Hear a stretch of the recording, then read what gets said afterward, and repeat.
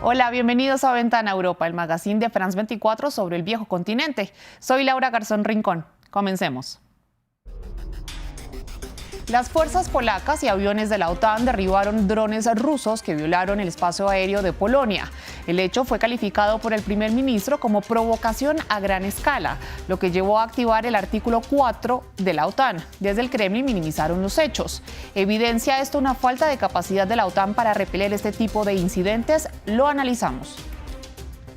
Sigue la crisis en Francia. En menos de un año, el gobierno ha tenido 3 primeros ministros. Sébastien Lecornu fue nombrado como jefe de gobierno y tiene la difícil misión de conseguir que se apruebe urgentemente un presupuesto en una Asamblea Nacional más dividida que nunca, mientras que el movimiento Bloqueemos Todo busca paralizar el país.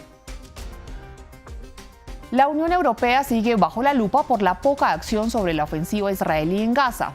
Aunque el Parlamento Europeo apoyó una resolución para la suspensión parcial del acuerdo comercial con Tel Aviv, esta no es vinculante. Sin embargo, España anuncia un paquete de medidas más contundentes sobre lo que Pedro Sánchez califica como genocidio en Gaza. La incursión de drones rusos al espacio aéreo polaco puso en alerta a la OTAN al ser Polonia uno de sus miembros. El primer ministro polaco, Donald Tusk, reveló que el ejército registró 19 incursiones con drones en su espacio aéreo. En declaraciones ante el Parlamento reveló que 3 o 4 drones fueron derribados por aviones polacos y de la OTAN. Desde Varsovia se invocó el artículo 4 de la Organización del Tratado del Atlántico Norte, que permite realizar consultas con sus aliados.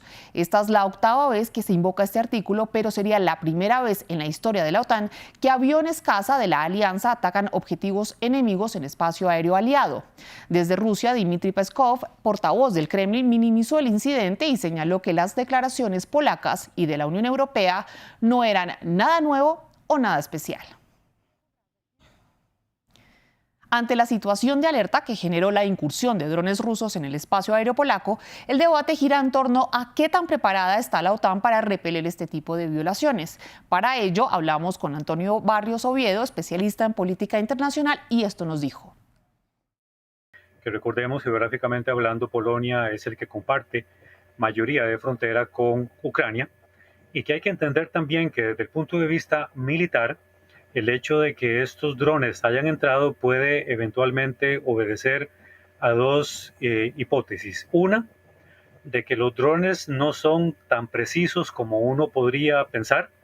Los drones pueden eventualmente desviarse de su camino debido a factores como el viento, por ejemplo, interferencias electromagnéticas, puede haber un mal funcionamiento de los sensores, puede haber una pérdida también de señal de GPS, para lo cual fueron, digamos, enrumbados en un inicio, o la necesidad de eludir ciertos obstáculos inesperados o cambios en el entorno. Es decir, no son precisos como la gente a veces cree, ¿verdad? Es decir, la guerra en Ucrania ha cambiado sustancialmente la forma de hacer la guerra convencional, y esto puede eventualmente pues haber sucedido. Esta es una primera hipótesis.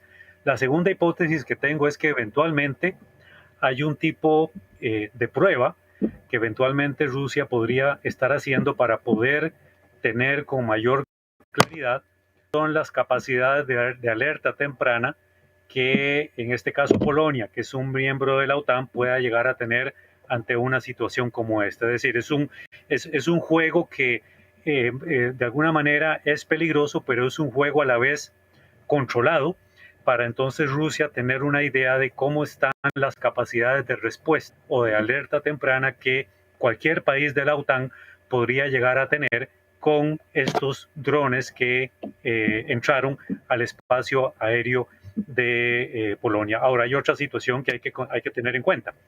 Ante las fisuras que hay en Europa sobre cómo proceder con Rusia, Rusia sigue, digamos, con una escalada cada vez muchísimo más fuerte, más constante, más agresiva dentro del territorio ucraniano, previendo de que hay una resolución de Europa de poner tropas en Ucrania, lo cual eso ya Putin dio una señal de que pueden ser objetivos legítimos de guerra dentro del territorio ucraniano. El profesor Barrios también nos explica qué gana Rusia con este tipo de escalada. Yo creo que aquí lo que está haciendo Rusia es demostrar no solamente una capacidad cada vez mayor desde el punto de vista militar en la guerra en Ucrania, sino que no queda más que seguir utilizando la vía de la negociación, la vía de las reuniones, tanto bilaterales o multilaterales, para ver cómo se acaba con la guerra. Es decir, Estados Unidos es el que ha venido promoviendo de alguna manera estos encuentros con Putin. Putin no se va a reunir con Zelensky porque ya Putin ha dicho que Zelensky no es un presidente legítimo, no han habido elecciones, el término de Zelensky ya terminó. Entonces lo que está apostando Putin es seguir con la idea por la vía de la diplomacia, aunque siga con una escalada militar cada vez mayor. Se ha evidenciado que mientras Ucrania derriba 300 drones rusos en un día, Polonia derribó 3 o 4 de 19. El profesor Barrios destaca y alerta sobre la vulnerabilidad de la OTAN. Ahora, tener que utilizar aviones caza para poder derribar drones que se derriban con baterías antiaéreas, pues definitivamente está dejando en entredicho la capacidad, por lo menos de Polonia, de poder actuar rápidamente para derribar los drones que entraron al espacio aéreo polaco. Vamos hasta Francia porque tiene su tercer primer ministro en un año y el quinto desde que comenzó en 2022 el segundo mandato de Emmanuel Macron. El elegido por el presidente fue Sébastien Lecornu, tras la dimisión de François Bayrou de su cargo luego de perder una moción de confianza. Lecornu fue ministro de Defensa y ahora tiene una tarea bastante compleja: buscar una nueva mayoría en una Asamblea Nacional muy dividida para lograr aprobar los presupuestos en octubre y así sacar a flote al país sumido en una crisis política desde el año pasado. ¿Le ha enseñado el arte de la guerra a Sébastien Lecornu el arte del compromiso? Las concesiones parecen inevitables si el exministro de Defensa quiere aprobar un presupuesto sin mayoría. Grabar a los más ricos es una cuestión clave para los socialistas en este presupuesto de 2026. Para ellos, el uso del artículo 49.3 de la Constitución francesa está fuera de discusión. Este permite al gobierno eludir al Parlamento y aprobar leyes.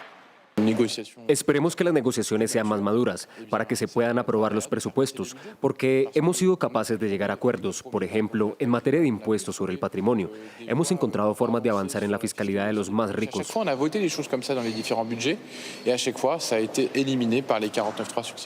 El bloque centrista podría abrir la puerta a este impuesto sobre los más ricos. Otra cuestión es encontrar una mayoría en torno al tema de la reducción del gasto público.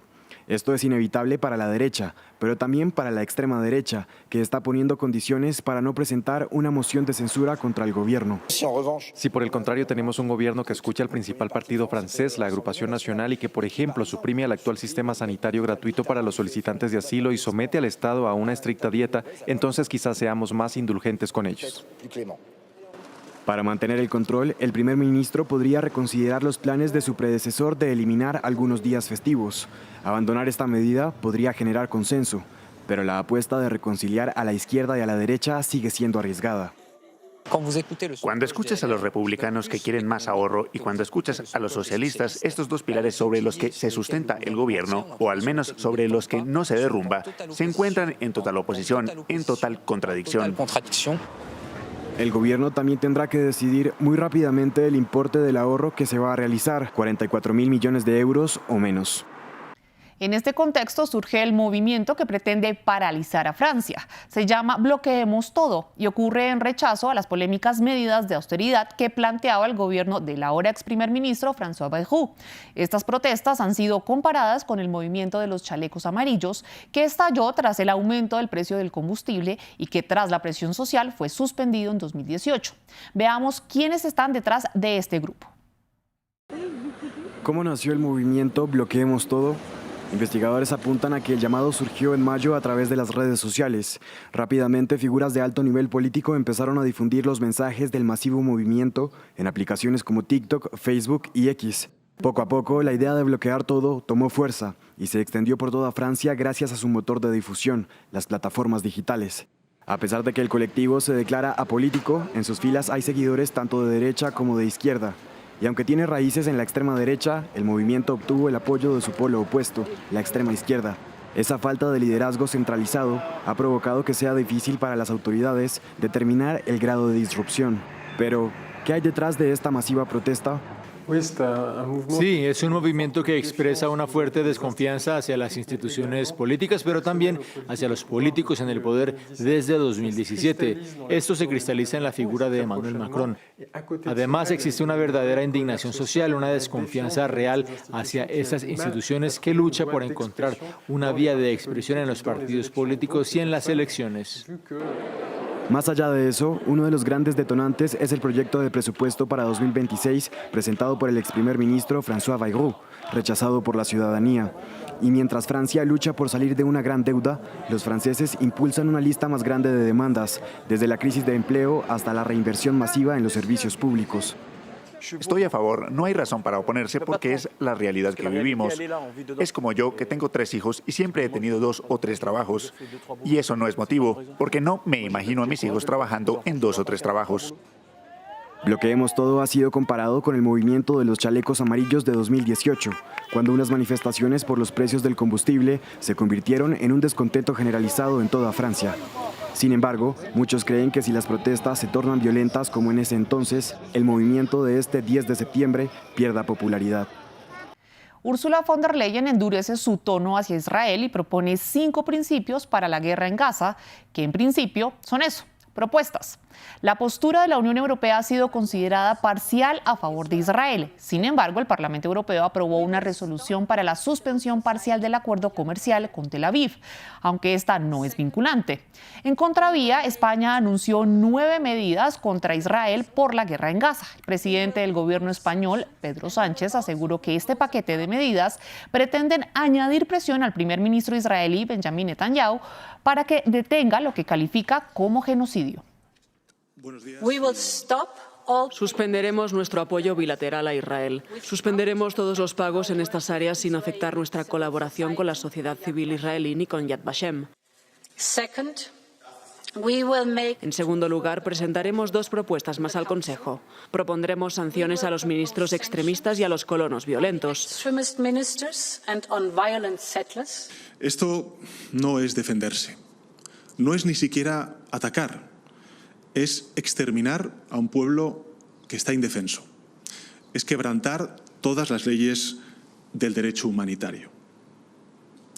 Y a pesar de ello, la comunidad internacional no está sabiendo detener esta tragedia. Hasta aquí este episodio de Ventana Europa. Gracias por acompañarnos. Quédense en France 24.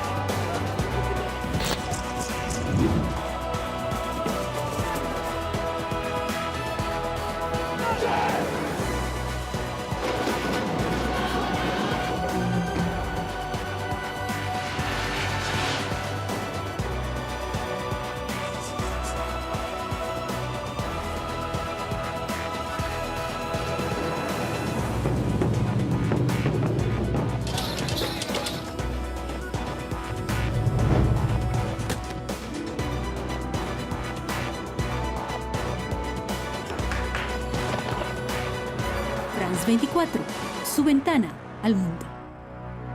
Liberté, égalité, actualité.